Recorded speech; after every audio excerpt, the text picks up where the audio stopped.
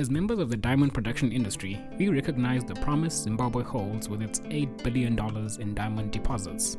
However, the country is more of a dark garnet than shining diamond in our future. Eliminating large agricultural production centers in 2000 devastated the economy, displacing thousands and deepening public grievance over severe hyperinflation and mass unemployment. These problems were exacerbated by corruption under leader Robert Mugabe, as well as the country's violent transition to power-sharing government. Zimbabwe's instability is hurting the potential for a thriving mining industry. As industry leaders, we must stop this nationalization of bad mining and prevent violent practices that threaten the integrity of our product and the stability of our operations. Fortunately, Murowa Diamonds, owned by Australian producer Rio Tinto, is a beacon of hope in southwestern Zimbabwe.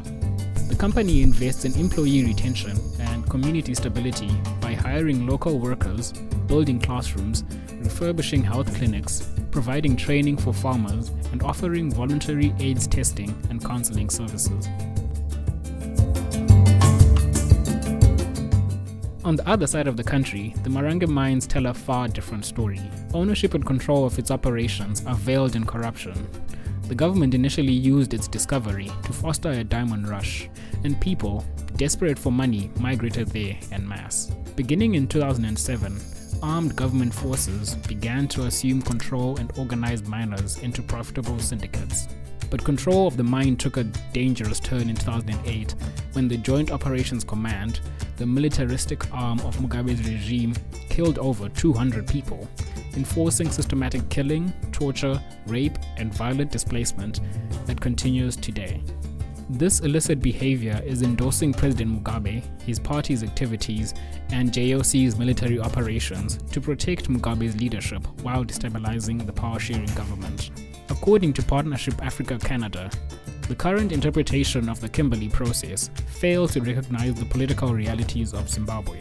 These political elites are intimately tied to the Joint Operation Command and as such constitute a rebel movement.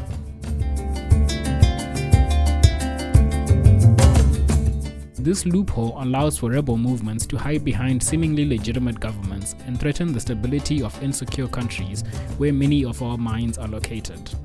As long as we allow this abuse to continue, our credibility and consumer confidence in our product will deteriorate.